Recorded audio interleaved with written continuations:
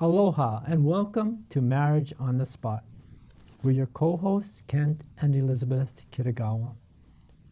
You know, in many of our discussions, especially the intense discussions that we can sometimes get into, we call sometimes intense fellowship, Yes. right? That, we can escalate in our, how should I say, an argument can escalate from very relatively calm and very insignificant things, and then suddenly just kind of blow up, and become this big thing. We're very good as human beings of making mountains out of molehills. But I must say, over the years, we took a lot of marriage classes and trainings and stuff. Those molehills got smaller and smaller, or those big mountains. Yeah, we get don't, yeah. Smaller and smaller and shorter. Yeah. And that's our hope also for you folks, that as long as you're married, it doesn't just get blown away and, Yeah, swept under the rug. Yeah, swept under the rug, and the Yeah. next one over there is falling over the rug. So we really learned that over the years, especially with going marriage encounter, marriage seminars, and we just up front want to say it's of big benefits to train to be married, because when we go to school, we don't train to be married. We get trained in a lot of things, but not in marriage. Mm-hmm. So I want to just encourage you to go and study so those mountains will not get And that's, big. yeah, and that's a really great point, that we don't. A lot of times, even, our families of origin don't really give us a good model to work from, and we have to also understand, and this is just a part of life, is that as we go through life together, we change. Nothing ever stays static. And so, we have to continue to grow along with our marriage, Yes. and time doesn't necessarily equate to growth. Sometimes we can remain stagnant or even become more divided, more, separated as time goes by if we're not working on things together. Yeah. And, this is, like you said, this is one of our hopes, is that we can give you some resources to help you grow in your relationship. Yeah. And When we get older, we change anyway. I noticed that with grandma. I noticed that with my parents, but I never thought I would have to notice it with me. I figured everybody else got older, I will stay good until it's scary, yeah. until I had some problems with my eyes and became like your mom. Like grandma, that she would try to eat, and we as kids would laugh because she tried to get something on the fork or on the chopstick, but there was nothing there because she was in the white. We laughed, and now guess who laughs at me? My grandkids. And this stuff which we have to learn and teach each other. And I'm very glad that I can say my husband was very well trained by his mom. And now it comes in handy. Yeah. Even though she came daylight, she came in the house and the first thing, turn on all the lights. Guess who is doing that now? And so we just can learn and we can teach each other. Yes. Growing older together. Right. And this is a part of growing as in our relationship, is seeing it as opportunity to grow. Yeah, it is scary when we look in the mirror and find and find out that we realize finally that we've become our parents. So part of this today, we want to look at how can we become more aware of ourselves, and especially when we get emotionally triggered. Charged, Yeah, when things, discussions. I mean, life is stressful. We come, we drive through traffic, to go to work, have a lot of stress at work, and then come home and have to drive through traffic again to get home. And so by the time we get home, supposedly to, to relax, but then there's kids to be taken care of, soccer games to be, driven to, and sports, and all, and the household has to be done, and cooking and cleaning, and et cetera, et cetera, et cetera, So stress is one of the big things that drives us. And if we're not aware of ourselves, if we don't keep track of where we are emotionally, this can lead to a lot of, I say, unnecessary and unhelpful thinking, unhelpful conflicts, and this is where, we hope that, like today, this is where the ABCs, and this is, we actually got this from the, let's see, there was the, no, this is from, I forgot the the last page. Yeah. We didn't bring it. Here Well, it is. if From you have it. the Center for Clinical Interventions. That's what I was trying to look for, the name. I know it was CCI, and that was the acronym. But this is based out of Perth, Australia, actually. And they put a lot of good self-help material on the web. So this is something that you might be able to look for yourselves. It's a part of this back from the blues, they call that. It's helping people through anxiety, depression. Can you give the name again? Yes. CCI. CCI, Yes. or the Center for Clinical Interventions. Oh, yeah. So cci.com, I believe, is their website. And what they helping people to do in this module is to identify what are our thoughts. See, our thoughts are, we think, oh well, I could, we think we can just kind of identify. Oh, I know what I'm thinking. I can think, But a lot of times, especially when we're stressed or emotionally charged, our thoughts can take place, and we can go through a whole series of thoughts in a matter of nanoseconds. Yes. Really. And then afterwards, we don't know what we said. I just had a conversation today on the phone, and I told someone who was very stressful a week ago, and I said, I can meet you on the 27th of this month, and we talk about where we would meet and blah, blah, blah. And today when she called, she said, we talked about that? I didn't remember that. I didn't remember that I said I'm going to be in that area. I said, yeah, I wrote it right in the calendar, because she was so stressed. And then we saw her the other day, I saw her the other day, and a similar situation. I asked her a question, and she goes, it doesn't matter. I said, maybe it does matter. No, it doesn't matter. It doesn't matter what I said. It doesn't matter what I say. But I know deep down it does matter what you say or what you're trying to say. Right. Even you think it's not interesting for the other person. Mm-hmm.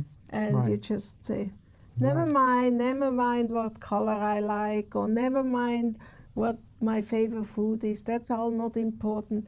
But deep down, if someone would offer you that other food or so, they say, why didn't you give me that what I said I'd like? Because we just go from one stop to the other, one stuff to the other, and forget to actually stop and think. Right. Yeah. Or register. We don't register. We don't register our thoughts. Yeah. And that's exactly the thing is I'm talking to myself too. Yeah. I know Well, that. I mean, we all do this. This is something we all need to do, and because these are the reactions, that a lot of times create, an escalation. And after the dust is settled, the fires are smoking out, and we're kind of trying to get back our composure. We start to think, what was that all about? Well, we don't even know because we haven't registered. Started that whole thing? Yeah, we haven't even registered, our thinking, our words, just pop out, but we don't register what's really driving our behavior. And then it can get into an argument which is totally unnecessary. Exactly. And neither one knows why did we even argue about why does that come from the left field? Yeah. And I thought we talked about this statue. Why do we argue now whether this page is first or second? Stuff like that. Right. How did we get from point A to point Z, and it seems like we just jumped into this whole, argument, Yes. and so this is why, how being able to, what they say, uncover these unhealthy, unhelpful thoughts, these thought processes can help us to deal and to prevent. This is our hope, is that it can help us to prevent these arguments from happening. If we dissect some of the discussions that we've had in the past and be able to look at, well, what started this off? Where did this begin? What was the A, okay? We talk about this, the ABCs of me, right? What was the title? The ABC analysis. Right. And so we look at what is the A? The A stands for the activating event. So we look at, without any kind of emotional charge or any, just looking at the actual event. What was it that started this? That activated this process, of this whole thing. And sometimes it can be just a simple thing, someone, a child leaves, something on the floor, or a dirty sock is, sitting in the bathroom, or, this, kind of silly things but they irk us. Yes. And then we get the mountain, no more the molehill. Well, that's it, But how does that, how do we get from, and this is where doing this analysis can help us to see how do we prevent that mountain from building in the first place, right? So, activating event, then the B is the beliefs or the message that we give to ourselves about this. What is actually going on here, And the C simply stands for the consequences or the feelings. So this is the feelings now, the emotions that arise from that message. Yeah.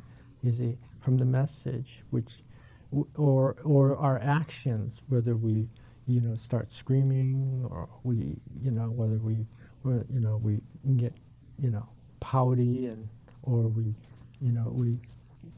whatever, go in to slam the door. Or we don't listen right. Yeah. I have that problem. I don't hear on one side as it is, so I have to listen double as good. So I ask a question, and then at the end of 3 minutes talking. I said, now, when did you say your birthday was? Just recently that happened. So we just talked about it. It's 2 days before your husband's birthday. Oh, yeah. And, you know, stupid little things. And then you realize, gosh, am I stupid? Why did I even ask again? Hopefully I remember it now to go home and write it down or something like that. So it can... But you see, what is the... And this is the part that you know, we look at as far as the consequences, right? You know, because the message there, you know, that you're telling yourself, am I stupid? You know, Yeah, am I stupid? You know, but the feeling is, what is the feeling off of that? How did you feel? Oh, I feel disappointed in myself for once, but I do feel stupid, but I feel ignorant sometimes. So you feel shamed, embarrassed, yeah. right? Those feelings. Especially when it is that you had such conversation with your mother-in-law 25 years ago and you became your mother-in-law. Then I thought, oh no, Mom, I'm so sorry, Mom. Yeah, but you see, this is the part that, you know, where we can learn.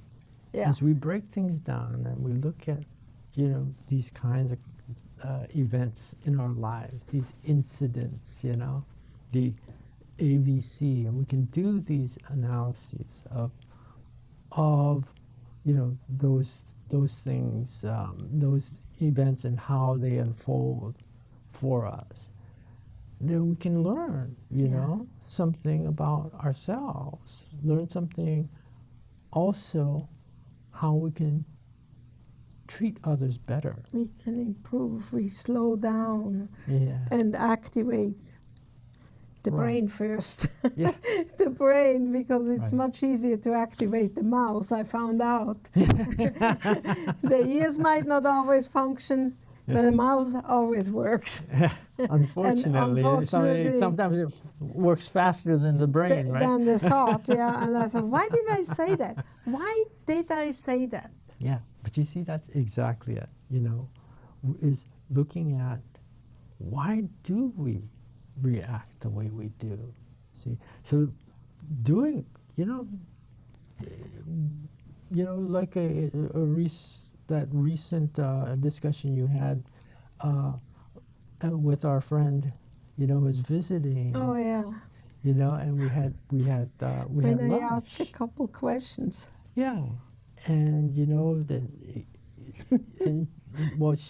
you know, we knew that she was already in a very emotionally stressed state, and you know, and so she kind of answered very defensively. Yeah, she came to Hawaii to recuperate a little bit from the stress with the, yeah. And so, you know, maybe you can talk about that. Yeah, a friend has a son, and who it started out with just what you call it, sugar diabetes or whatever, and then it got worse and worse, and he lost part of this and part of walking and stuff like this. Finally, he had to get put into a home, and it was difficult for her to take care of it, and it's hard for a mother to put the son or the daughter into a home. It's often the other way around, you know. And she says, I just need a break one time. I just need a break, if I only have a break.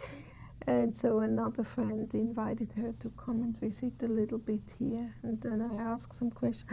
I didn't know what I can give you because I can't remember whether you still this or whether you still don't like that, or whether now being on the mainland that you're looking forward for Japanese food or for Chinese food, or what is it, you know, because we forget over the time. Mm-hmm. And so the question came, why do you even care? Why do I said, because I wanted to give you something which you would like. You know, that's what we usually do when we wanted to give someone something. You know, when they come to Hawaii and you want to give them an aloha. Well, you don't give them a pineapple if you know they don't like pineapples. They rather have strawberries or oranges, you know, and stuff like that. But so we trying to get ourselves into their mind, but sometimes they change too. And so, why do you care? Why do you care what I like? Well, because I care, because I like to put something in your hands for, on a, what do you call it? Omiyage. Yeah. You know, and it gave a big discussion. Never mind what I like. Yes, because when someone gives you something and you don't like it at all, or I cannot eat seafood, for example. I'm allergic to seafood.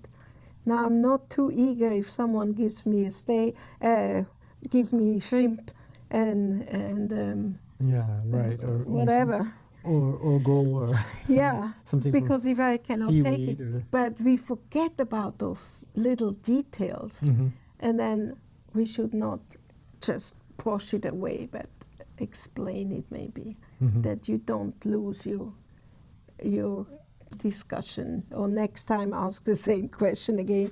Or do you want to go Chinese today, or you rather have Hawaiian food, or you know, it's usually it's food. Or I think it was whatever what is. we lost. The thing was her.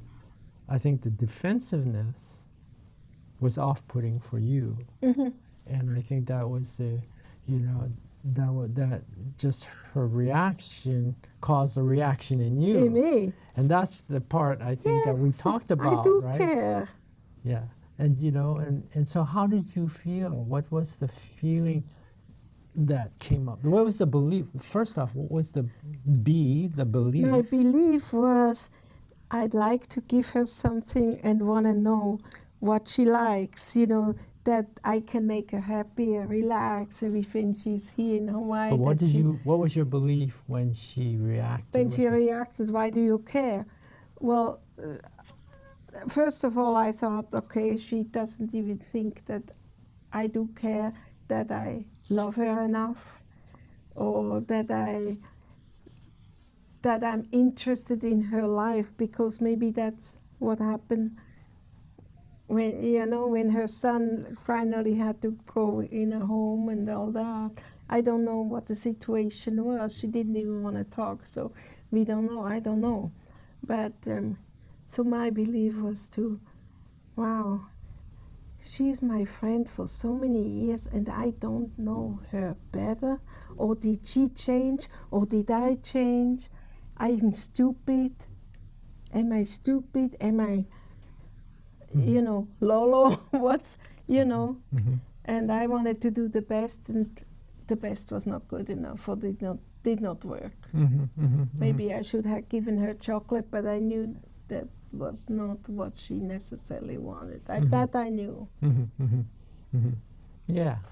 And so the consequence of that, the feeling, what was the feeling for you? My feeling was that beside I'm not knowing well enough, I am stupid. Why do I ask a question if she doesn't want to talk about it? Why do I bother? Yeah, what was the asking over? feeling for you? What did you My feel? feeling, You mentioned is- it yesterday. I was disappointed. Mhm. The disappointment, my feeling was, I'm blank right now. What Yeah, did I say last night? Yeah, I think you felt disappointed, Disappointed and and no. you felt hurt. Yeah, I felt hurt because She didn't. Yeah, she didn't wanna accept talk. Yeah, she didn't want to accept your my offers, or your, do your something good. reaching out Yeah. to do something nice for her, and you know, and so you know, and that is all that's the kind of thing, you know, we have to recognize, what is my feeling, Mhm. you know, and Yeah. how can I, you know, how can I use this understanding of my reaction? Maybe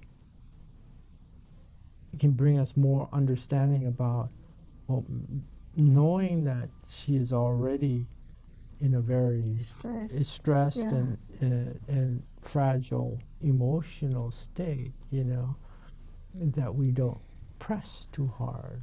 We don't try to, you know, overwhelm people too much. You know, that she was feeling, even though you're trying to do something kind and nice, right? I was thinking I want to do something good for her. Right, but she was taking it as a kind of overwhelming. Yes. Like you know, trying to push, you know.